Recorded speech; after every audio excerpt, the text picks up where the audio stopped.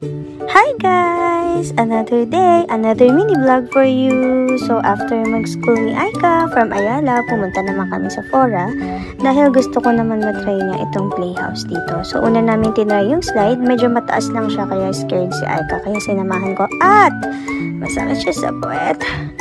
So yan, nakita naman niya tong car na to. So sumakay siya yan, atras abante lang.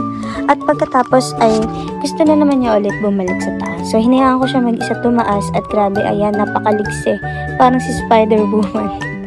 Tapos pagkataas namin, nag-slide lang ulit kami at nakita naman niya itong Lego. So tinry din niya itong Lego at saka itong mga bilog-bilog na parang flower.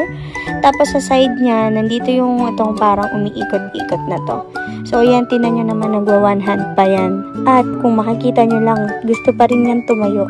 So ayan, enjoy na enjoy siya dyan. May sound effects pa yan na wee! Gumaganon pa yan siya dyan. So ayan, hinayaan ko lang siya. Sinisway-sway din niya yung katawan niya. Pagkatapos nakita niya ulit yung mga balls. So dun sa mga balls, yan, nag-walk-walk din siya dyan. Pero siguro na-realize niya ayaw niya. So lumabas ulit siya, hinayaan lang namin siya.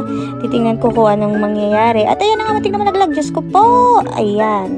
So yan, nakita niya ulit yung umiikot. Pero sa bandang dulo pa, ito, meron yung mga stones.